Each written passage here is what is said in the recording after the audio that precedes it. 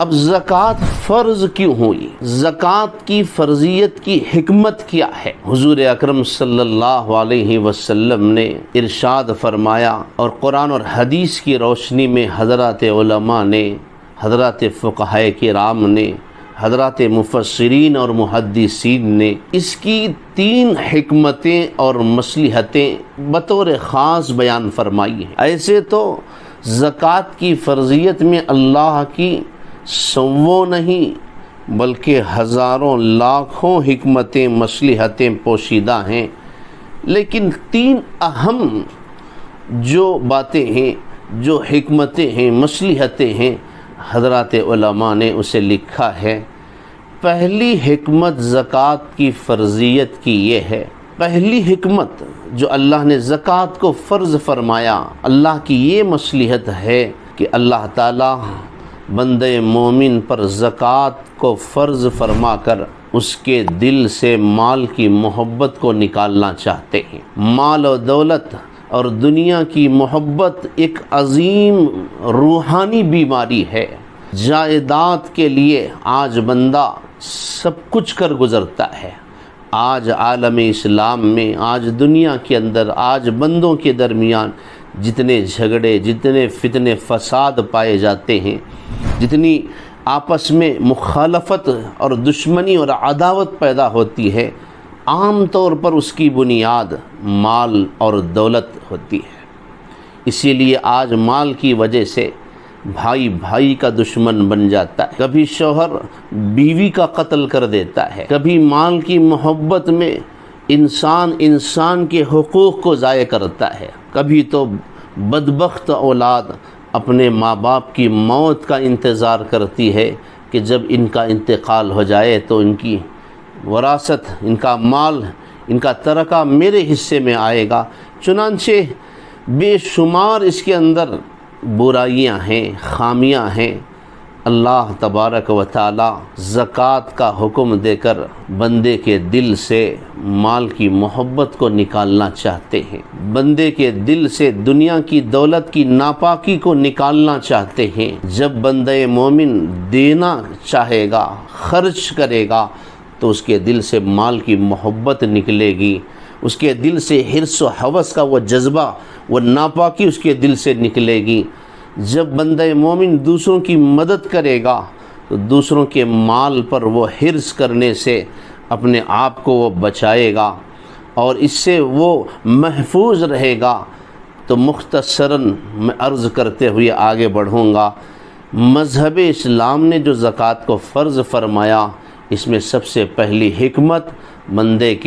بندے مومن و مسلمان کے دل سے اللہ تعالیٰ مال کی محبت کو نکالنا چاہتے ہیں۔ دوسری حکمت اور مصلحت حضرات مفسرین اور محدثین نے یہ لکھی ہے، اللہ تبارک و تعالیٰ کبھی اس بات کو پسند نہیں کرتے کہ مال و دولت چند ہاتھوں میں محبوس ہو کر رہ جائے، چند احباب کے الماریوں میں، تجوریوں میں خزانہ بن کر جمع ہو کر رہ جائے۔ اللہ کو کبھی یہ بات پسند نہیں کہ امت کا ایک طبقہ خوشحال زندگی گزارے اور دوسرا طبقہ فقر و فاقے سے آہیں بھرتے ہوئے بدحالی میں زندگی گزارے۔ اللہ تعالیٰ کو کبھی یہ بات پسند نہیں کہ مالدار کے بچے اچھا کھانا کھائیں، اچھے کپڑے پہنیں اور اچھی سواریوں میں وہ گھومیں پھریں، اچھے مکان میں وہ رہیں، اور غریب کے بچے پھٹے پرانے کپڑے پہننے پر مجبور ہو جائیں، بھوکے سونے پر مجبور ہو جائیں، پیدل چلنے پر وہ مجبور ہو جائیں۔ اللہ کو کبھی یہ بات پسند نہیں کہ امت کا ایک طبقہ پیٹ بھر کر رات گزارے اور دوسرا پڑوسی امت کا دوسرا طبقہ بھوکے رات گزارے۔ اللہ تبارک و تعالیٰ نے زکوٰۃ کو فرض فرمایا اور حکم دیا، خذ من اموالہم صدقۃ تطہرہم وتزکیہم بہا وصلی علیہم۔ اے میرے حبیب صلی اللہ علیہ وسلم، ان لوگوں سے آپ زکوٰۃ کا مال وصول کیجئے۔ حضور اکرم صلی اللہ علیہ وسلم نے اس آیت کے نازل ہونے کے بعد حضرات صحابہ کرام کو مال زکوٰۃ کو حاصل کرنے کے لیے روانہ فرمایا اور ان کو پیغام دیا، ان کو حکم دیا کہ جاؤ زکوٰۃ کا مال اصول کرو، اور ان سے کہہ دو کہ زکوٰۃ کا مال یہ اللہ اس کے رسول کی ضرورت نہیں ہے، زکوٰۃ کا یہ مال مذہب اسلام کے لیے نہیں ہے، بلکہ زکوٰۃ کا جو مال لیا جا رہا ہے تؤخذ من اغنیائہم وترد الی فقرائہم، زکوٰۃ کا مال امت کے غنی لوگوں سے، امت کے مالداروں سے، صاحب حیثیت لوگوں سے لیا جائے گا، اور امت کے غربا، مساکین، یتامہ، محتاج اور ضرورت مند لوگوں پر اس مال کو خرچ کیا جائے گا۔ امت کے امیروں سے لے کر امت کے غریبوں پر اس مال کو خرچ کیا جائے گا، ان کی ضرورت پوری کی جائے گی، ورنہ یہ مال اللہ اس کے رسول کے لیے نہیں ہے۔ تو دوسری حکمت اور مصلحت یہ ہے امت کے غریب طبقے کی ضرورت پوری ہو، امت کی جو نوجوان لڑکیاں بے نکاح بیٹھی ہوئی ہیں اس مال سے ان کے نکاح کا انتظام ہو سکے، امت کی جو نوجوان نسل بے راہ روی کا شکار ہو رہی ہے یا علم سے دور ہو رہی ہے، ایسے بچوں پر، ایسی آنے والی نئی نسلوں کی زندگی کی تعمیر کی جائے، امت کے بدحال طبقے کی بدحالی کو دور کی جائے۔ اس لیے اللہ تبارک و تعالیٰ نے زکوٰۃ کو فرض فرمایا، اور زکوٰۃ کا یہی اصول رہا روز اول سے اور قیامت تک سنت اللہ، یہ اللہ کا قانون، اللہ کا یہ اصول چلتا چلا جائے گا۔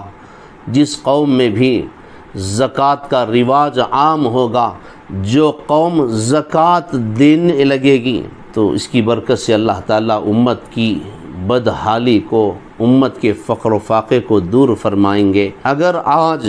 مسلمان ایمانداری کے ساتھ، دیانتداری کے ساتھ زکوٰۃ نکالیں گے تو اللہ کی قسم یہ مسجد کی سیڑھیوں پر لوگ مانگتے ہوئے آپ کو نظر نہیں آئیں گے۔ اگر آج مسلمان حقیقی طور پر امانت داری کے ساتھ اپنے مالوں کی زکوٰۃ ادا کریں گے تو اللہ کی قسم کوئی امت کی غریب بچی کسی غیر کا ہاتھ تھام کر جانے پر مجبور نہیں ہوگی، امت کی کوئی نوجوان بچی گھر کی چہار دیواری کے ساتھ اس کی جوانی نہیں گزرے گی، ان کے نکاح کا انتظام ہو سکے گا۔ اگر آج قوم مسلم، آج امت اپنے مالوں کی زکوٰۃ صحیح طریقے سے ادا کرے گی، امانت داری اور دیانت داری کے ساتھ مکمل زکوٰۃ نکالیں گے، تو امت کا کوئی بچہ، قوم و ملت کی کوئی بچی آج ان پڑھ اور جاہل بن کر نہیں رہے گی، وہ تعلیم سے دور ہونے پر اور اسکول چھوڑ کر محنت اور مزدوری کرنے پر مجبور نہیں ہوگی۔ انہی حاجتوں کو، انہی ضروریات کو سامنے رکھ کر مذہب اسلام نے زکوٰۃ کی فرضیت کا یہ حکم عائد فرمایا۔ بندے مومن و مسلمان جو صاحب نصاب ہیں ان پر زکوٰۃ کو فرض فرمایا۔ تیسری حکمت اور مصلحت، اللہ تبارک و تعالیٰ فرماتے ہیں خذ من اموالہم صدقۃ تطہرہم وتزکیہم بہا، اے میرے حبیب صلی اللہ علیہ وسلم آپ ان لوگوں سے زکوٰۃ کا مال اصول کیجئے، اس میں انہی لوگوں کا فائدہ ہے۔ کیا فائدہ ہے؟ جب بندہ مومن اپنے مال کی زکوٰۃ نکالے گا تو اللہ تبارک و تعالی اس کی برکت سے اس کے بقیہ مال کو پاک کر دیں گے، اور اس کا بقیہ مال محفوظ رہے گا۔ ایک تو مال پاک ہوگا، دوسرا مال کی حفاظت ہوگی۔ اس میں انہی لوگوں کا فائدہ ہے۔ یعنی اس آیت کی روشنی میں حضرات مفسرین کرام لکھتے ہیں 100 میں جو 2.5 روپیہ جو ہے وہ بندوں کا حق ہے، وہ امت کے غربا اور مساکین کا حق ہے۔ اگر کوئی بندہ اس حق کو ضائع کرتا ہے تو اللہ کے حق کے ساتھ ساتھ بندوں کے حقوق کو بھی وہ ضائع کرتا ہے۔ 100 میں 2.5 روپیے جو مذہب اسلام نے فرض کیے ہیں، یہ امت کے غریبوں کا حق ہے، امت کے یتیموں، محتاجوں، ضرورت مندوں، بے کسوں، لاچاروں اور مجبوروں کا یہ حق ہے، اور اللہ کا یہ قانون ہے، اللہ کا یہ اصول ہے، ما تلف مال فی البر والبحر الا بحبس الزکوٰۃ۔ رسول اللہ صلی اللہ علیہ وسلم نے ارشاد فرمایا، سمندر کی تری میں یا زمین کی خشکی پر یا کسی بھی حصے میں روئے زمین پر کسی کا بھی مال غرق ہوتا ہے یا جل کر راکھ ہوتا ہے یا اس پر تباہی آتی ہے یا اس پر چوری یا ڈاکہ زنی یا لوٹ مار کی واردات پڑتی ہے، تو اس کی اہم اور سب سے پہلی وجہ یہ ہے کہ اس مال میں زکوٰۃ کا مال ملا ہوا۔ جس مال کی زکوٰۃ نہیں دی جاتی اس مال پر اللہ تعالیٰ آفت لاتے ہیں، بربادی لاتے ہیں، وہ مال ہلاک ہو جاتا ہے۔ ما خالطت الصدقۃ مالا قط الا واہلکتہ، جس مال میں بھی زکوٰۃ کا مال شامل ہوتا ہے، یعنی جس مال کی زکوٰۃ روک لی جاتی ہے اس مال کو اللہ تعالیٰ ہلاک کر دیتے ہیں۔ یعنی بندہ مومن 1000 روپیے میں سے 25 روپیے دینے سے پس و پیش کرے گا، ٹال مٹول کرے گا، تو یہ 25 روپیے اس کے باقی 975 روپیوں پر ہلاکت لاتے ہیں۔ 1,00,000 روپیے میں 2500 روپیے جب بندہ روکتا ہے تو 2500 کی یہ نحوست، یہ ناپاکی باقی 97,500 روپیوں کو ناپاک کر دیتی ہے، اس مال پر آفت لاتی ہے، مصیبت لاتی ہے۔ بندہ مومن جب زکوٰۃ کو روک لیتا ہے تو بے شمار تکلیفیں اس کی زندگی میں آتی ہیں، کبھی وہ بیماریوں کا شکار ہوتا ہے، کبھی اس کے بچے بیمار ہو جاتے ہیں، کبھی اس کے کاروبار کا نقصان ہوتا ہے۔ آج کل قوم میں یہی حالات چل رہے ہیں، آج ہم اسی دور سے ہم گزر رہے ہیں۔ جب مسلمانوں نے زکوٰۃ کو روکا، غریبوں کے حق کو روکا، تو اللہ تبارک و تعالیٰ نے ان پر خیر کے فیصلوں کو اتارنا چھوڑ دیا۔ آج مسلمان کاروباری نقصان کا شکار ہیں، آج مسلمان ہر قسم کی بے شمار بیماریوں کا شکار ہیں، طرح طرح کی مصیبتیں، پریشانیاں ان پر آ رہی ہیں۔ تو قرآن اور حدیث کی روشنی میں حضرات مفسرین نے لکھا ہے کہ جب بندہ مومن زکوٰۃ کو روک لیتا ہے تو اللہ تعالیٰ اس پر آفتوں اور مصیبتوں کے دروازوں کو کھول دیتے ہیں۔ تو اگر آج ہم اپنے مالوں کی حفاظت چاہتے ہیں، آج ہم اپنے کاروبار کے نقصان سے بچنا چاہتے ہیں، آج ہم بیماریوں سے بچنا چاہتے ہیں، اللہ کے غیظ و غضب سے بچنا چاہتے ہیں، تو ہم مسلمانوں کو چاہیے کہ ہم پوری امانت داری، دیانت داری کے ساتھ اپنے مالوں کی زکوٰۃ ادا کریں۔ تو یہ 3 حکمتیں اور مصلحتیں ہیں۔ اللہ تعالیٰ پہلے بندہ مومن کے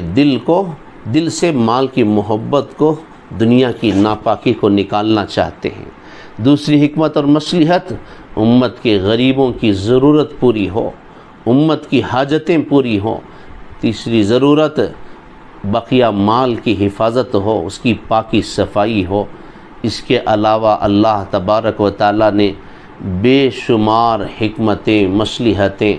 زکوٰۃ کے اندر رکھی ہیں۔ اس کی ایک برکت قرآن کی روشنی میں یہ ہے، جو بندہ اپنے مال کی زکوٰۃ نکالتا ہے، بظاہر اسے یہ نظر آتا ہے کہ اس کے مال کے اندر کمی واقع ہوئی ہے۔ مثال کے طور پر کوئی بندہ 1,00,000 میں سے 2500 روپے زکوٰۃ دیتا ہے تو اسے محسوس ہوگا کہ 1,00,000 میں سے 2500 روپے کم ہو گئے۔ اور دوسری جانب سود خور جب 90,000 روپے دے کر 1,00,000 روپے اصول کرتا ہے تو اسے بظاہر نظر آئے گا کہ 90,000 دے کر میں نے 1,00,000 اصول کیے، 1,00,000 دے کر میں نے 10,000 روپے زیادہ لیے ہیں۔ ظاہر میں اس کا مال اسے بڑھتا ہوا نظر آتا ہے، اور زکوٰۃ دینے والے کو اپنا مال گھٹتا ہوا نظر آتا ہے۔ لیکن قرآن کہتا ہے، اللہ کا یہ قانون اور اصول ہے، یمحق اللہ الربا ویربی الصدقات۔ اللہ تعالیٰ کا یہ قانون ہے، یہ اصول ہے، یہ سنت اللہ ہے۔ اللہ تعالیٰ صدقے کی پرورش کرتے ہیں، صدقے کو پروان چڑھاتے ہیں، صدقے میں اللہ تعالیٰ اس مال میں اضافہ کرتے ہیں اور سود کو مٹاتے ہیں، سود کو اللہ تعالیٰ نیست و نابود کرتے ہیں۔ وَمَا آتَيْتُم مِّن رِّبًا لِّيَرْبُوَ فِي أَمْوَالِ النَّاسِ فَلَا يَرْبُو عِندَ اللَّهِ وَمَا آتَيْتُم مِّن زَكَاةٍ تُرِيدُونَ وَجْهَ اللَّهِ فَأُولَٰئِكَ هُمُ الْمُضْعِفُونَ۔ اللہ نے فرق فرمایا، اللہ نے فیصلہ فرما دیا۔ سود خور یہ سمجھتا ہے کہ بظاہر اس کو اس کا مال بڑھتا ہوا اسے نظر آ رہا ہے، 1,00,000 کے 1,10,000 ہو گئے اور اسے اپنا مال ظاہری طور پر بڑھتا ہوا نظر آیا، لیکن فلا یربو عند اللہ، اللہ کی نگاہ میں کبھی وہ مال بڑھتا نہیں۔ اس مال میں اللہ تعالیٰ بے برکتی پیدا کرتے ہیں، وہ مال اس بندے کی زندگی میں داخل ہو کر اس کی زندگی کے چین و سکون کو غارت کر دیتا ہے، برباد کر دیتا ہے،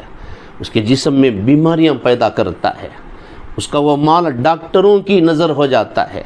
اس کا وہ مال چور اور لٹیروں کی نظر ہو جاتا ہے، ظاہری اعتبار سے اسے مال بڑھتا ہوا نظر آتا ہے، لیکن اللہ تعالیٰ اس مال کے اندر سے خیر و برکت کو اٹھا لیتے ہیں۔ دوسری جانب وَمَا آتَيْتُم مِّن زَكَاةٍ تُرِيدُونَ وَجْهَ اللَّهِ، جو مال تم اللہ کو راضی اور خوش کرنے کے لیے زکوٰۃ کے طور پر دیتے ہو، حالانکہ وہ مال تمہیں گھٹتا ہوا نظر آتا ہے، لیکن فَأُولَٰئِكَ هُمُ الْمُضْعِفُونَ، اللہ تعالیٰ اس مال کو بڑھاتے ہیں، اس مال میں اللہ تعالیٰ خیر و برکت عطا فرماتے ہیں، تھوڑے سے مال میں اس کی بڑی بڑی ضروریات پوری ہو جاتی ہیں، وہ مال اس کے لیے خیر کا، نفع کا، تندرستی کا، صحت کا، عافیت کا، عروج کا، ترقی کا، کامیابی کا ذریعہ اور سبب بنتا ہے، اور اللہ تبارک و تعالی اس کی وجہ سے اس کی دنیا کو بھی آباد کرتے ہیں، اس کی آخرت کو بھی آباد کرتے ہیں۔ اسلام سخاوت کا سبق دیتا ہے، اسلام ایثار کا سبق دیتا ہے، اسلام ہمدردی کا سبق دیتا ہے، اسلام انسانیت نوازی کا پیغام دیتا ہے۔ مذہب اسلام کے اندر ایثار اور خیر خواہی کا وہ معیار ہے کہ انسان تو انسان، اللہ تبارک و تعالی نے پیاسے کتے کو پانی پلانے پر زانی عورت کی بخشش فرمائی ہے، زانیہ کی بخشش، بدکار عورت جس نے 25 سال تک زنا کیا، پیاسے کتے کو اس نے پانی پلایا تو اللہ تعالیٰ نے اس کی مغفرت فرما دی۔ پیاسے کتے کی زبان پر ڈالے ہوئے پانی کے چند قطروں نے اس کے 25 سال کے زنا کو دھو دیا۔ اسلام ایثار کا سبق دیتا ہے، اسلام تمہیں پیغام دیتا ہے، صحابہ کی زندگی تمہارے سامنے رکھتا ہے، وَيُؤْثِرُونَ عَلَىٰ أَنفُسِهِمْ وَلَوْ كَانَ بِهِمْ خَصَاصَةٌ۔ صحابہ کرام تمہارے اسلاف ایسے ہیں، مومن اور مسلمان کی پہچان اور شناخت یہ ہے کہ وہ اپنے آپ پر دوسروں کو ترجیح دیتے ہیں، وہ اپنے آپ پر حالانکہ وہ خود ضرورت مند ہوتے ہیں، وہ اپنی ضرورت کو دبا کر وہ دوسروں کی حاجت کو پورا کرتے ہیں۔ مسلمان کی یہ پہچان ہے، ان کے نبی کی زندگی ان کے سامنے ہے۔ ہم ایسے نبی کا کلمہ پڑھتے ہیں جنہوں نے پیٹ پر پتھر باندھ کر کافروں کو کھلایا ہے، مشرکوں کو کھلایا ہے، منافقوں کا پیٹ بھرا ہے، مسافروں کی مدد کی ہے۔ ہم ایسے صحابہ کے نقش قدم پر چلتے ہیں، ہمارے اسلاف کی وہ شان ہے۔ قرآن کہتا ہے رحماء بینہم ویؤثرون علی انفسہم ولو کان بہم خصاصہ۔ صحابہ کرام نے پیٹ پر کپڑا باندھ کر، بچوں کو بھوکا اور پیاسا رکھ کر، انہوں نے غریبوں کی، مسافروں کی، یہودیوں کی، نصارہ کی، مشرکوں کی، کافروں کی مدد کی ہے، ان کو کھانا کھلایا ہے۔ تو اسلام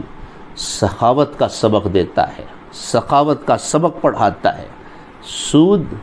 اور سود خور بے رحمی کا، سنگ دلی کا، ظلم و ستم کا، حقوق کو ضائع کرنے کا سبق پڑھاتا ہے۔ اسی لیے سود کھانے والے ہمیشہ اللہ تعالیٰ ان کے دلوں سے رحم کے جذبے کو نکال لیتے ہیں، ان کے دلوں پر اللہ تعالیٰ مہر لگا دیتے ہیں، سنگ دلی ان کے دل کے اندر پیدا ہو جاتی ہے، سختی ان کے مزاج میں آ جاتی ہے۔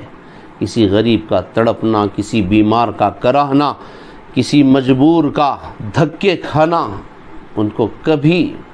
ان کے دل کے اندر رحم نہیں لاتا۔ چنانچہ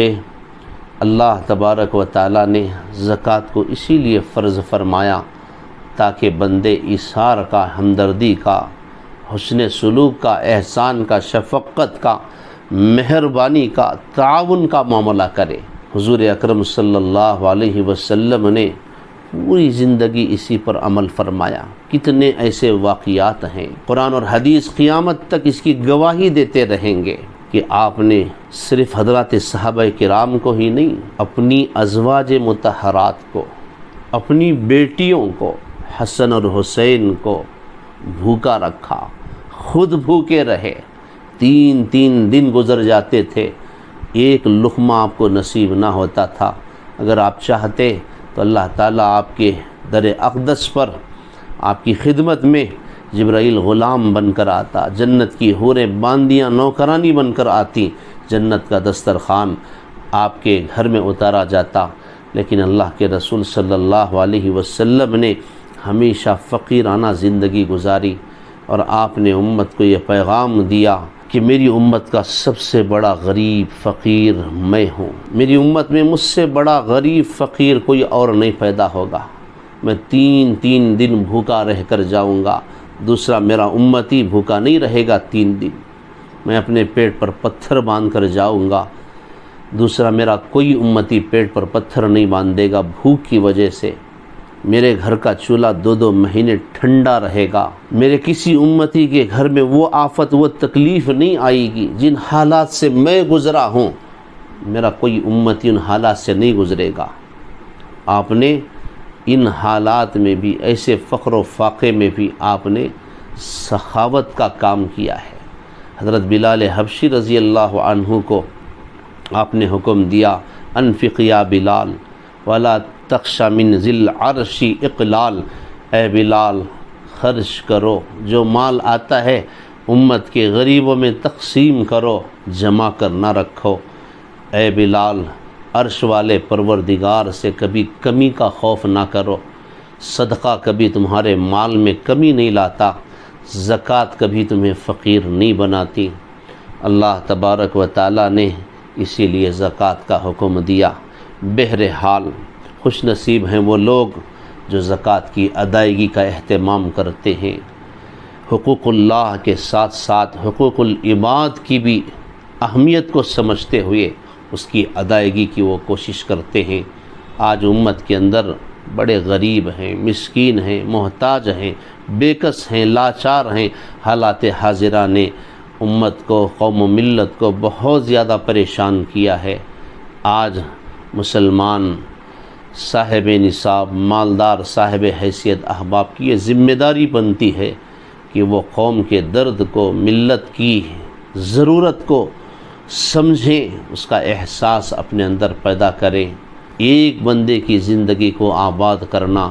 کعبۃ اللہ کو تعمیر کرنے سے زیادہ بڑا نیک اور باعث اجر و ثواب والا کام ہے۔ ایک بندے کی ضرورت کو پورا کرنا اللہ کے گھر کو تعمیر کرنے سے زیادہ افضل ہے۔ آج قوم و ملت کے اندر بہت سارے احباب پریشان ہیں، تو آج صاحب نصاب، صاحب حیثیت احباب کی یہ ذمہ داری، یہ فرض بنتا ہے کہ ایسے لوگوں کو تلاش کریں اور ان کی مدد کریں۔